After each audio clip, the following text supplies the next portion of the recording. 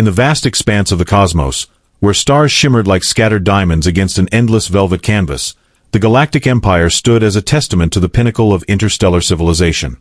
Spanning countless light-years and encompassing thousands of worlds, this empire wasn't merely a collection of conquered territories but a symphony of cultures, technologies, and philosophies that had evolved over millennia. At its heart lay the Celestial Citadel, a floating palace of unimaginable beauty, constructed from crystalline alloys that refracted starlight into mesmerizing patterns across its vast halls. The Galactic Empress, known throughout the Empire as Seraphina 17, ruled with an elegance that transcended mere physical beauty. Her presence commanded both reverence and awe, not through fear or force, but through an innate grace that seemed to bend space and time itself around her will. Born of the ancient bloodline of celestial sovereigns, she possessed eyes that held galaxies within their depths and skin that shimmered with an ethereal glow, marking her as something more than merely human. Yet, despite her divine heritage, Seraphina carried herself with a humility that endeared her to even the most distant colonies. The Empire's hierarchy operated on principles both ancient and advanced, blending traditional monarchic structures with sophisticated AI governance systems. While noble families maintained their ancestral roles, they worked in harmony with quantum thinking machines that processed information at speeds beyond organic comprehension. This fusion of biological and artificial intelligence had created a society where decisions were made with unparalleled wisdom, balancing emotional intuition with cold, calculated logic. Among the countless species that made up the Empire, humans occupied a unique position. Once considered primitive by galactic standards, humanity had risen meteorically through the ranks of interstellar society, earning respect through their adaptability, creativity, and indomitable spirit.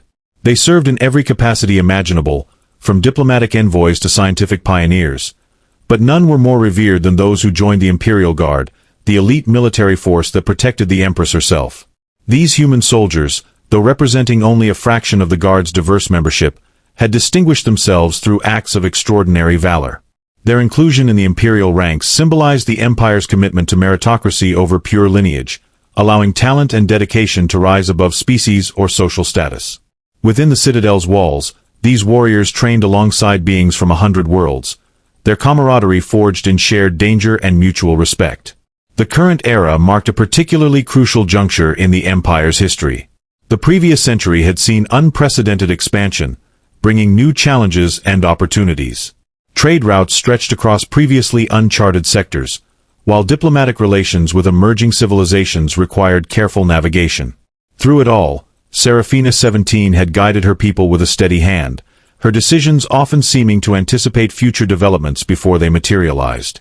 Yet beneath this surface of prosperity and progress, subtle currents of change were beginning to stir, hinting at transformations that would reshape the very fabric of galactic society. Within the hallowed halls of the Celestial Citadel, Captain Marcus Kale moved with purpose, his polished boots echoing softly against the iridescent floor tiles. As one of the few human officers in the Imperial Guard's elite division, he had earned his position through years of unwavering dedication and exceptional service. His journey had begun on a remote mining colony orbiting Epsilon Indi, where he'd grown up watching the nightly spectacle of auroras dance across toxic skies. The memory of those lights still haunted his dreams, their colors mirroring the shifting hues of the Citadel's crystalline architecture. Marcus's reputation among his peers was built on more than just battlefield prowess. He possessed an uncanny ability to read situations, to see patterns in chaos where others saw only disorder. This gift had saved countless lives during the Scorpion Wars, when his quick thinking had prevented a catastrophic ambush at the Sigma outposts. The scars that traced his left arm served as permanent reminders of that day, each ridge of tissue telling a story of sacrifice and survival. Yet what truly set him apart was his unwavering moral compass, a trait that sometimes put him at odds with the pragmatic necessities of imperial politics. His daily routine followed a precise rhythm, from dawn training sessions with recruits from various species to strategic briefings in the war room. Each morning began with 2 hours of meditation in the Citadel's observatory dome, where he would watch the stars wheel overhead while practicing breathing techniques taught to him by a Urani master. These moments of solitude helped him maintain focus amidst the swirling currents of court intrigue and military strategy. The dome's transparent ceiling offered an uninterrupted view of the galaxy's heart, where supermassive black holes danced their eternal waltz with surrounding stars. Though officially assigned to security detail rotations throughout the Citadel, Marcus found himself increasingly drawn to the archives. There, among ancient scrolls and digital records spanning millennia, he discovered patterns in the rise and fall of civilizations that resonated with his own experiences. His fascination with historical cycles had led him to develop innovative defensive strategies that blended traditional tactics with cutting-edge technology. This synthesis of old and new had caught the attention of higher command, resulting in several promotions and increasingly sensitive assignments. Yet for all his accomplishments, Marcus remained an outsider in many ways. While other officers mingled freely at court functions, he preferred the company of his fellow guardsmen or quiet evenings spent studying stellar maps. His human physiology marked him as different among the predominantly alien nobility, though generations of interbreeding had blurred many species' distinctions. Still, there were moments when he felt the weight of his origins, especially during formal ceremonies where genetic purity was subtly emphasized through elaborate dress codes and ritual gestures. Despite these challenges, Marcus had cultivated meaningful relationships across species lines. His closest friend, Commander Zawayarthal, an insectoid strategist from the Vega system, often joined him for tactical discussions that stretched late into the night. Together they had developed several successful operations, their combined insights proving more effective than either could achieve alone. These collaborations had earned them both recognition, though Marcus typically deflected praise onto his team members. The captain's quarters, modest by imperial standards, reflected his personality through carefully chosen artifacts. A fragment of his homeworld's moon rock, a holographic display of Earth's continents, still preserved in the archives, and a small collection of weapons from various cultures, each representing a life saved or a battle won. These items served as touchstones to his past. As he prepared for another day's duties, Marcus couldn't shake the feeling that something significant was approaching. The Citadel's atmosphere had shifted subtly in recent weeks, with increased security measures and whispered conversations in shadowed corridors. His instincts, honed through years of experience, told him that the delicate balance of power within the Empire was about to tilt, though whether toward prosperity or peril remained unclear. Regardless of what lay ahead, he knew that his role as protector extended beyond mere physical defense. It encompassed the preservation of values and ideals that transcended species and station. The Grand Assembly Hall of the Celestial Citadel pulsed with anticipation as dignitaries from across the galaxy gathered for the annual Unity Convergence. Crystal chandeliers floated gently above the crowd, their light refracting through the translucent ceiling to create an ever-shifting tapestry of colors that mirrored the attendees' nervous energy. Marcus stood at his post near the eastern archway, his position granting him a clear view of the ceremonial platform where Empress Seraphina would soon appear. The air hummed with barely contained excitement as representatives adjusted their ceremonial attire, some smoothing luminescent robes, others checking the alignment of their crystalline insignias. Suddenly, the hall fell silent as the massive doors at the western end parted with a sound like distant thunder. All eyes turned as Seraphina 17 entered, her presence commanding immediate attention without any apparent effort. She moved with a fluid grace that seemed to slow time itself, each step resonating through the chamber like a heartbeat. The traditional veil of office, woven from threads of stardust and suspended photons, framed her face in an ethereal halo that made direct gaze difficult yet impossible to avoid. Marcus felt an unexpected tension in his chest as their eyes met across the crowded hall. It wasn't the first time he'd seen the Empress. Protocol demanded regular appearances at court functions, but something in her expression today struck him as different. Her gaze lingered on him longer than proper etiquette allowed, traveling from his insignia to his face with an intensity that sent a shiver down his spine. He maintained his professional stance, though his pulse quickened noticeably as he felt the weight of her attention. The ceremony proceeded with its usual pomp and circumstance, but Marcus found it increasingly difficult to focus on his surroundings. During the traditional procession of honored guests, Seraphina paused briefly near his position, her movement causing a ripple effect through the assembled dignitaries. Without breaking stride, she reached out to adjust a displaced crystal pendant on the shoulder of a nearby ambassador, a gesture that brought her within arm's reach of Marcus. The proximity caused his breath to catch, not from fear but from an overwhelming sense of recognition, as if some ancient pattern had suddenly fallen into place.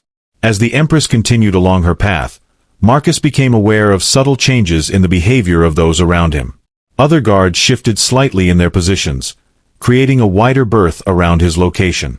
Court officials exchanged knowing glances, their expressions ranging from curiosity to concern. Even the ambient lighting seemed to adjust, casting his position in a slightly brighter glow. He recognized these signs as part of the complex non-verbal language of imperial protocol, but their meaning eluded him. When the formal proceedings concluded, Marcus received an unexpected summons to the private antechamber adjacent to the throne room. As he approached the ornate doors, flanked by twin statues of ancient guardians, he noticed the intricate patterns carved into the woodwork, symbols representing unity, destiny, and choice. The doors opened automatically as he neared, revealing a small delegation of senior advisors waiting inside. Their faces betrayed a mixture of emotions. Chief Advisor Vorthrin's mandibles twitched nervously, while Lady Counselor Mirana's third eye blinked rapidly, both unmistakable signs of intense emotional processing. The gravity of the situation crystallized when the Empress herself entered the chamber moments later. Rather than taking her usual position at the head of the room, she moved directly toward Marcus, her movements deliberate yet graceful. The air seemed to thicken as she approached, each step resonating with implications that extended far beyond personal significance. When she stopped mere paces away, Marcus instinctively dropped to one knee, though protocol didn't strictly require this level of deference in private chambers. "Captain Kale," Serafina began, her voice carrying the same resonance that characterized her public addresses but now imbued with an intimate quality that made Marcus's heart race. "Your service to the Empire has been noted with great interest." She paused, allowing the weight of her words to settle between them. "However, your potential extends beyond the admirable achievements already documented in your service record." The room fell utterly silent as the Empress reached out, her hand hovering momentarily above Marcus's bowed head before gently touching his shoulder. "Rise, warrior of Earth," she commanded softly, using the ancient name for humanity's homeworld. As he complied, Marcus found himself looking directly into eyes that seemed to contain entire universes. "Your destiny intertwines with that of the Empire in ways neither of us fully understands yet. But understand this, the choices we make in the coming days will shape the course of galactic history." The advisors exchanged glances that spoke volumes about the unprecedented nature of this moment. Never before had an Empress publicly acknowledged such a connection with a member of the Imperial Guard, let alone a human officer. The implications rippled through Marcus's mind like shockwaves: political alliances, genetic considerations, the delicate balance of power within the Empire. Yet beneath these practical concerns lay something deeper, more fundamental, a recognition that transcended duty and protocol. Serafina stepped back slightly, her regal bearing returning as she addressed the assembled council. "Prepare the necessary arrangements. Captain Kale will accompany me to the Star Chamber at dawn. There are matters of state that require our immediate attention." The finality in her tone brooked no argument, though none of the advisors appeared inclined to challenge her decision. Instead, they bowed deeply, murmuring affirmations before filing out of the chamber. As the last advisor departed, leaving Marcus alone with the Empress, he struggled to process the magnitude of what had transpired. His training had prepared him for countless scenarios, but nothing could have equipped him for this moment. The air between them crackled with possibilities, each more extraordinary than the last. Serafina regarded him with an expression that combined imperial authority with something softer, more vulnerable, a look that suggested she too was navigating uncharted territory. "The path ahead will not be easy," she said finally, her voice dropping to a near whisper. "Many will question this decision, both within the court and beyond our borders. But trust that my choice is guided by vision rather than impulse." She raised a hand, forestalling any response he might have attempted. "Rest now, Captain. You will need all your strength for what comes next." With those cryptic words, she turned and exited through a private door, leaving Marcus standing alone in the antechamber. The reality of his situation began to sink in. He had been chosen by the Galactic Empress herself, not merely for service but for something far more profound. The weight of this responsibility pressed upon him, heavy yet strangely welcome, like donning armor crafted specifically for his soul. The following hours passed in a blur of preparation and contemplation. Marcus returned to his quarters to find them transformed. Intricate tapestries depicting celestial unions now adorned the walls, while a selection of garments appropriate for high court functions had been laid out with meticulous care. Among them rested a newly commissioned uniform, its design incorporating elements from both human and imperial traditions. The fabric shimmered with embedded starlight, while the insignia over the heart position featured a unique pattern, half of it matching his existing rank, the other half bearing symbols he didn't recognize but instinctively understood carried immense significance. As he examined the ensemble, memories flooded back, not just his own, but fragments of knowledge that seemed to emerge from some collective consciousness. Images of ancient ceremonies flashed through his mind. Solar alignments on forgotten planets, cosmic dances performed by long-extinct civilizations, rituals that bound stars to their courses. These visions weren't mere recollections. They felt like pieces of a puzzle slotting into place, revealing patterns that had always existed but remained hidden until now. The transformation extended beyond physical preparations. With each passing moment, Marcus felt subtle changes in his perception. Colors appeared more vibrant, sounds carried additional layers of meaning, and the very fabric of space-time seemed to respond differently to his presence. He discovered he could sense the emotional states of those around him, not through conventional empathy but through some deeper resonance that transcended species barriers. When he walked through the Citadel's corridors, he noticed how beings of all kinds reacted to his approach. Some with awe, others with apprehension, but all with an undeniable awareness of his altered status. Court protocol adapted swiftly to accommodate his new position. Where once he had been required to salute superior officers, now they inclined their heads in respectful acknowledgement. Formal greetings evolved into more elaborate exchanges, incorporating gestures and phrases that hinted at ancient rites of passage. The shift in dynamics manifested in practical ways as well. His security clearance expanded exponentially, granting access to restricted archives and classified communications. Documents that had previously been redacted now revealed themselves in full, painting a more complete picture of the Empire's inner workings. Yet perhaps the most profound transformation occurred within Marcus himself. His human limitations began to dissolve, not through any external alteration but through an internal awakening.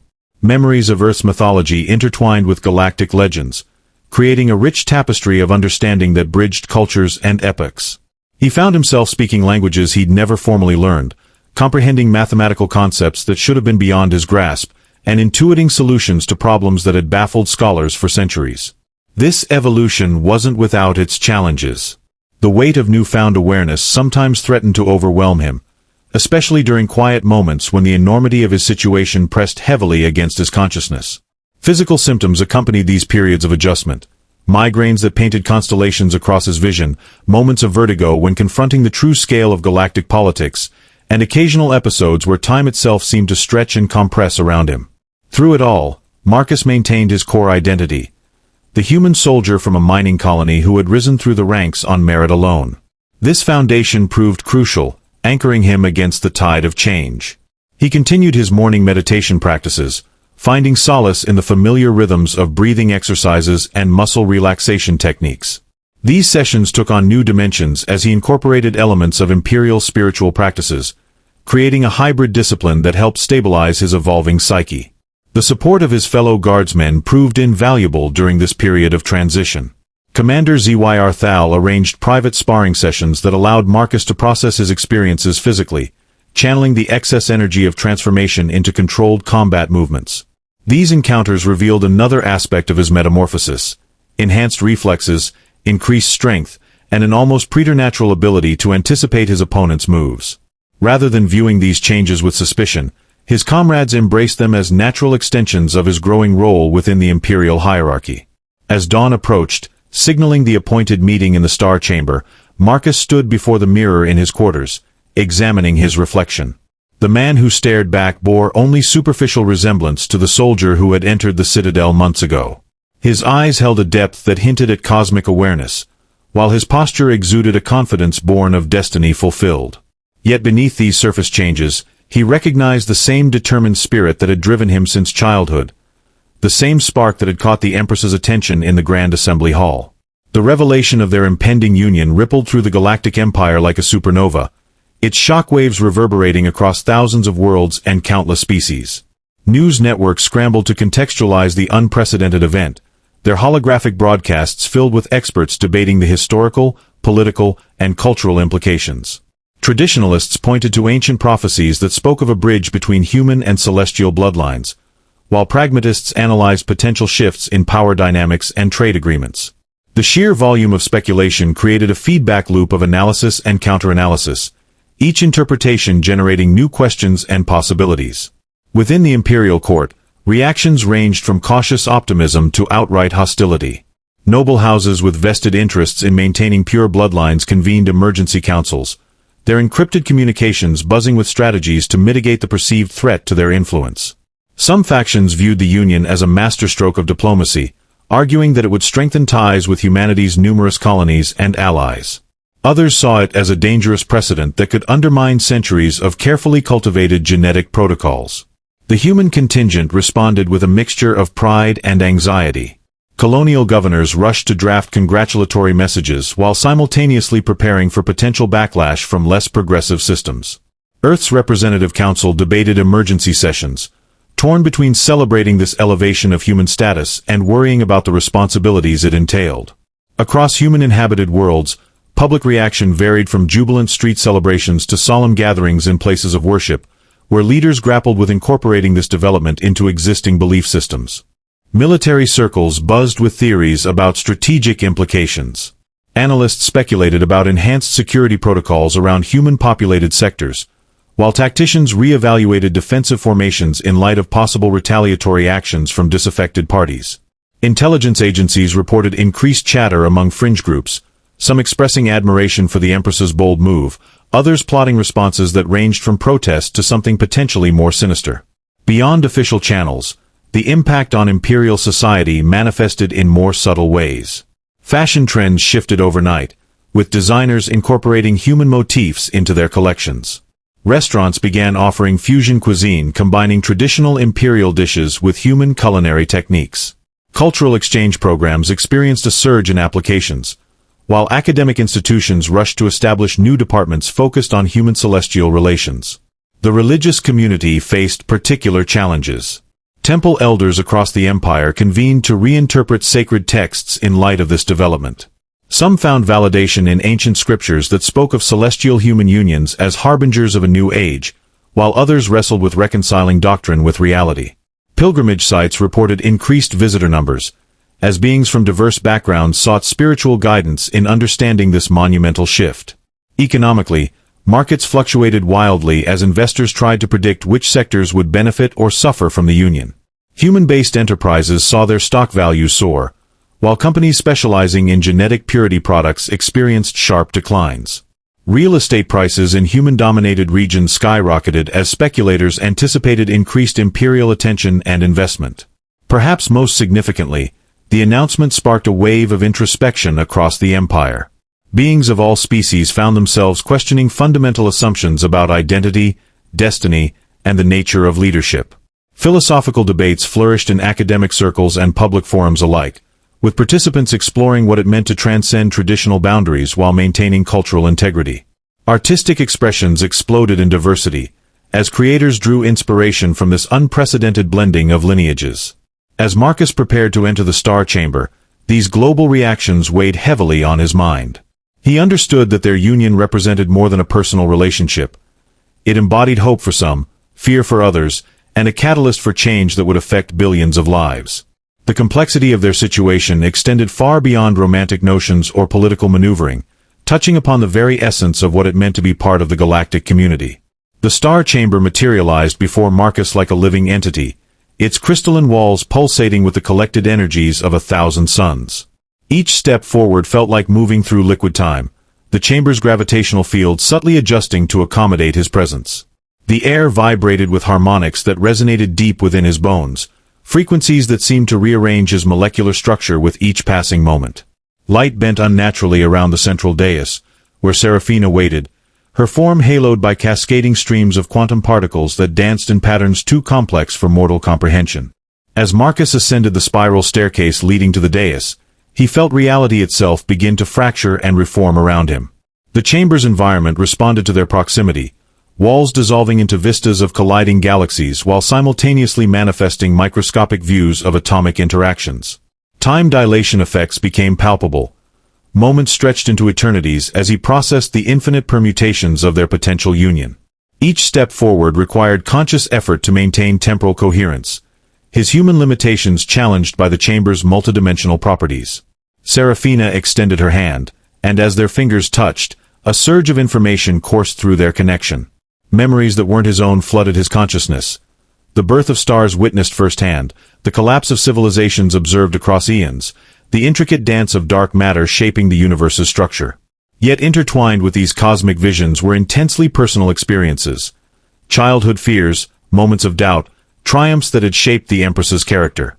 The exchange flowed both ways, Marcus's own memories transforming into radiant threads that wove themselves into the fabric of her being. Their physical forms began to resonate with each other, atoms aligning in perfect symmetry as their bodies generated a harmonic frequency that reverberated through the chamber. The crystalline walls absorbed and amplified this vibration, creating a feedback loop that pushed the boundaries of physical possibility. Marcus felt his cellular structure adapting, DNA strands rewriting themselves to incorporate elements of celestial biology while retaining essential aspects of his humanity. The transformation wasn't painful but profoundly disorienting, like simultaneously experiencing multiple realities layered atop one another. Around them, the chamber's environment shifted again, displaying visual representations of their union's implications. Probable futures unfolded in fractal patterns, each branching possibility containing infinite variations.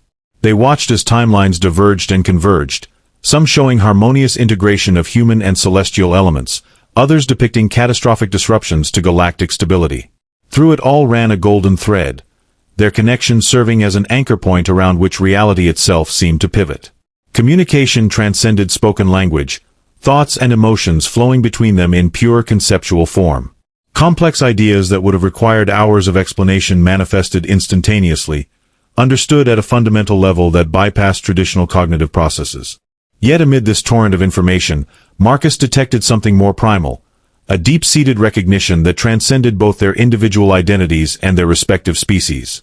It was as if their souls had always been destined to meet, two opposite poles of a cosmic magnet finally aligning after eons of separation. The chamber's response to their union intensified, its crystalline structure beginning to transform into something neither solid nor liquid but occupying a state beyond conventional physics. Quantum foam bubbled up from the floor, forming geometric patterns that represented the fundamental forces binding the universe together. Gravity waves pulsed through the space, creating zones where time ran backward while others accelerated forward. In this crucible of raw possibility, Marcus and Seraphina stood as focal points, their presence stabilizing what would otherwise be an impossible confluence of energies. As they prepared to initiate the final phase of their bonding, Marcus understood that this moment represented more than a personal milestone or political statement. They were creating something entirely new, a bridge between human and celestial existence that would fundamentally alter the nature of reality itself. The implications extended beyond their immediate sphere, affecting everything from subatomic interactions to galactic-scale events. As Marcus and Seraphina stepped forward in unison, the chamber's energy reached a crescendo. The crystalline walls dissolved entirely, replaced by an infinite expanse of shimmering stardust that seemed alive with purpose. Each particle pulsed in harmony with their synchronized heartbeats, creating a symphony of light and sound that resonated through every corner of existence. It was as though the universe itself had paused to witness this moment, holding its breath in anticipation of what would come next. The final phase of their bonding began not with grand gestures or dramatic declarations, but with something far more intimate, a shared silence that transcended words. In that stillness, Marcus felt the weight of all they were about to undertake settle over him like a mantle woven from starlight. He understood now that their union wasn't merely symbolic. It was a catalyst for change on a scale so vast it defied comprehension. And yet, amidst the cosmic implications, there remained a simple truth. Two souls choosing each other despite, and because of, their differences. Seraphina turned to face him fully, her eyes reflecting galaxies yet to be born. "This is no ordinary bond," she said softly, her voice carrying the resonance of countless lifetimes. "It is both gift and burden, promise and peril. Together, we will forge a new path, not just for ourselves, but for all who look to the stars and dream of unity." Marcus nodded, his resolve firm. "I am ready," he replied, though the words felt inadequate compared to the enormity of what lay ahead. Yet even as doubt flickered at the edges of his mind, he found strength in the knowledge that he wasn't alone. Whatever challenges awaited them, they would face them together. With a gesture that seemed almost casual, Seraphina raised her hand, and the stardust surrounding them coalesced into a luminous sphere. Within its depths, images began to form, visions of the future.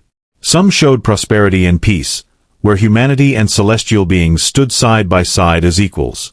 Others depicted turmoil and resistance, factions rising against the Union in fear or anger. But threaded through all these possibilities was a constant: the enduring connection between Marcus and Seraphina, a beacon of hope shining brightly against the darkness. The sphere expanded until it enveloped them completely, immersing them in a kaleidoscope of potential outcomes. Marcus felt the weight of responsibility press down on him once more, but this time it was tempered by something else: trust. Trust in Seraphina, trust in himself, and trust in the belief that their love could transcend any obstacle. As the visions faded, the chamber returned to its original state, though subtly altered. The crystals now glowed with a warmer hue, their light imbued with the essence of their bond. Marcus realized that the transformation wasn't confined to the physical space. It extended outward, touching every corner of the empire. Across thousands of worlds, beings paused in their daily lives, sensing a shift in the fabric of reality. Some whispered prayers of gratitude, while others clenched their fists in defiance. But none could deny that something profound had occurred. Seraphina took Marcus's hand, her touch grounding him despite the swirling energies around them.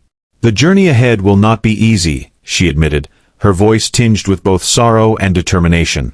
"There will be those who seek to tear us apart, who view our union as a threat to their power or traditions. But remember this: we are stronger together than we ever could be apart." Her words echoed in his mind, reinforcing the resolve that had brought him this far. "Then let them come," Marcus said, his voice steady. "We'll face them together, as one." A smile touched Seraphina's lips, softening the regal authority that usually defined her presence. For a brief moment, she was simply a woman in love, gazing at the man who had captured her heart. "Together," she agreed. As they descended from the star chamber, the Empire awaited them, its people divided, its future uncertain, but its destiny irrevocably changed. The road ahead would be fraught with challenges, sacrifices, and moments of doubt. But in that instant, standing hand in hand beneath the watchful eyes of the cosmos, Marcus and Seraphina knew they had made the right choice. For theirs was not just a story of love or politics, it was a testament to the power of connection, to the idea that even in a universe as vast and complex as theirs, two souls could find each other and create something greater than the sum of their parts. And perhaps in doing so, they would inspire others to reach across divides, to embrace difference not as a barrier but as a bridge. Their first steps back into the Citadel marked the beginning of a new era. An era defined not by conquest or dominion but by the quiet courage of two individuals who dared to believe in the possibility of unity. As the doors closed behind them, sealing off the star chamber once more, the galaxy held its breath, waiting to see how their story would unfold. And so, under the eternal gaze of a billion stars, the Galactic Empress and her human mate walked forward, hand in hand, ready to shape the destiny of an empire, and the hearts of all who called it home.